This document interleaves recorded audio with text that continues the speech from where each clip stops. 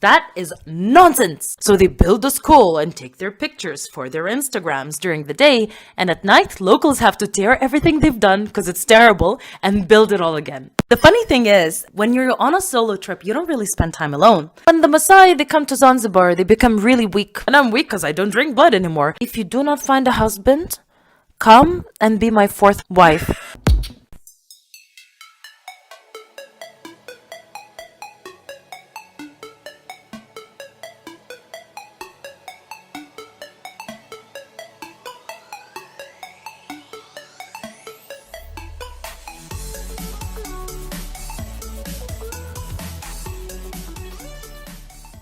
What's the biggest challenge in planning long-term trip moving to a new country?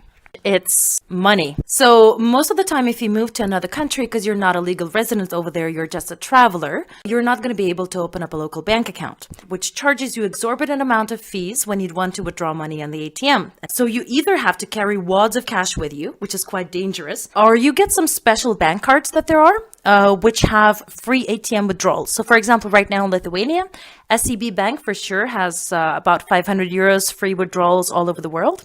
And if you're an American, you're in good luck because there's a wonderful bank called Charles Schwab. And if you open up a bank account over there, there are no ATM fees, no foreign currency fees anywhere. So I use that for quite a bit as well. So why people think it's very hard to be a solo traveler or simply scared to move abroad? Is it really that hard, and where to start? So it is not hard at all, and I'm not completely sure as to why people are so scared of it. I think it's because they really have to go out of their comfort zone and change their surroundings, and they're not sure and they might be totally alone. If you're a little bit scared to do that, I would recommend for you to start easy and start small. So for example, instead of planning a whole half-a-year trip by yourself, which is completely scary and really terrible to do, why don't you go for a week or 2 weeks to a neighboring country? However, I do not recommend only doing a weekend trip. That is too short. You're unlikely to find friends, and you most likely will just be by yourself and a little bit miserable. So that's a bit of a risk. The funny thing is, when you're on a solo trip, you don't really spend time alone. So you go out, go to couchsurfing events, you talk to people on the street, you go to hostels, you socialize, and you're actually really, really not alone. Sometimes when on a solo trip, I have to rest from people. Freelance job websites for those who want to give it a go and try.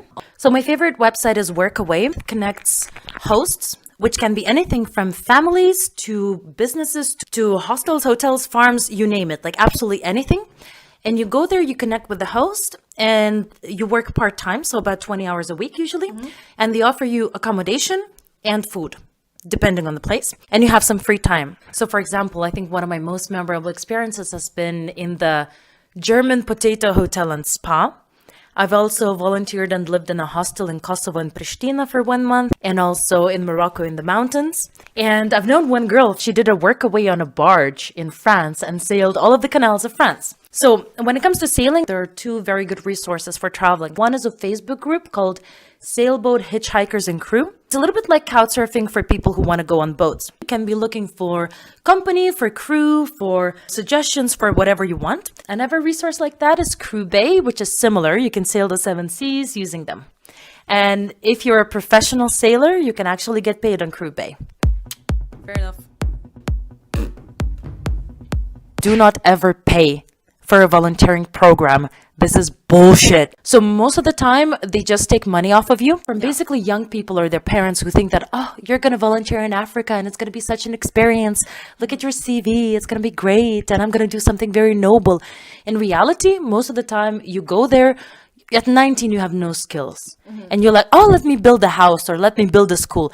They don't know how to build. Just because they're white and from Europe or from the US does not make them builders. So I would suggest basically talk to the people who are in NGOs for personal advice. So one of the things that you should absolutely avoid is orphanages anywhere, unless you want to commit for a very, very long time. Because if you go to an orphanage and just stay there for 1 month, it's very, very bad for the kids. Because those orphanages usually have a huge amount of people who just come and leave, come into their life, they get connected to them, and then they leave. And for orphans who had the most important people in their life leave them, this is a big, big trauma. So you should never go volunteer in an orphanage unless it's for really, really long term. And do not do things like go help build something unless you are actually a builder and unless local people cannot do that. Most of the time you will have to cover your flights. They might give you accommodation or charge you a very small fee because there are a lot of volunteering programs where you have to pay thousands, like thousands of dollars or euros to participate. And it's really, really common. That is nonsense. Like you're actually better off not going there at all and just donating the money to a proper organization. I think in Africa it's called volunteer tourism, when 20-year-olds go build a school. And of course, they don't know how to build anything. So they build a school and take their pictures for their Instagrams during the day. And at night, locals have to tear everything they've done because it's terrible and build it all again.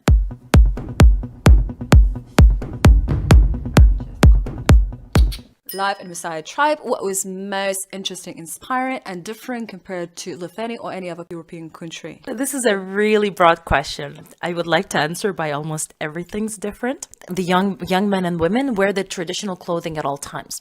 So for example, if you are in Tanzania, if you are in Zanzibar, which is a touristy island, a lot of Maasai men come there, they work in tourism, they learn English, they earn enough money, and they come back to their villages to get a bride. Zanzibar has the best and the craziest beach parties with amazing music and people like locals and foreigners and absolutely everyone coming along and dancing like nuts, and it's really, really fun. And the Maasai go there as well. So for example, I'm dancing with my friends, we're in a circle and I'm talking to the locals and I'm talking to other travelers and I'm talking to one Maasai guy. He's dressed up in Maasai clothing, which is totally normal. I'm used to it by then. He kind of casually just says, you know, when the Maasai, they come to Zanzibar, they become really weak. They no longer walk 20 kilometers a day, and they no longer drink blood, so they're weak.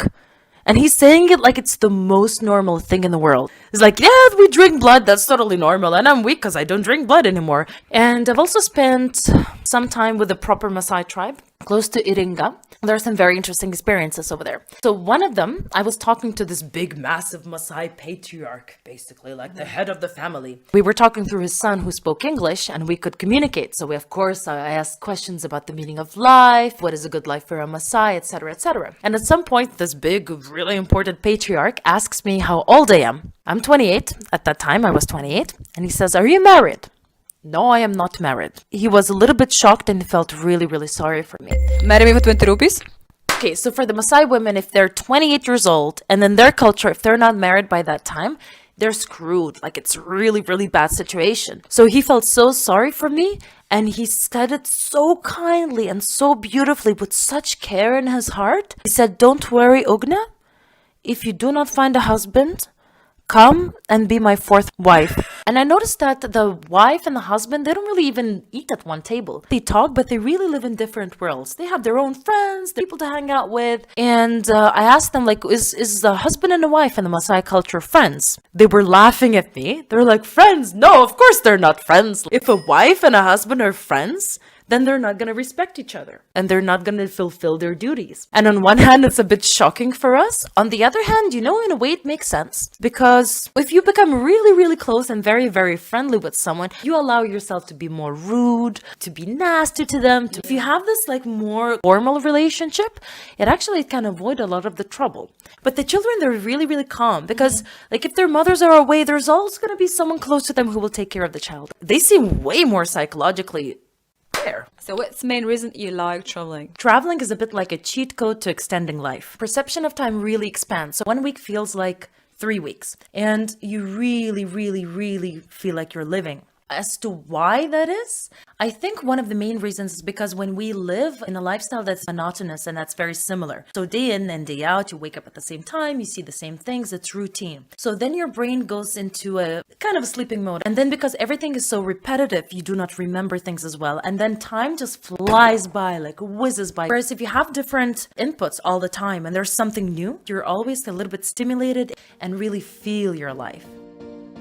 How to stay safe during your trips? So my main rule of thumb is every single bad story that I heard on traveling starts with, I knew I should not have done that. I had a bad feeling about it, but I was like, I'm paranoid, whatever, I'm just making it up. It's just all in my brain. I'll just go along with it.